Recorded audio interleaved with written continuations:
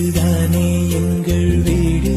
சந்தோஷம் பொங்கும் கூடு, தாய் தந்தை அன்பில் வாழும் ஜீவனா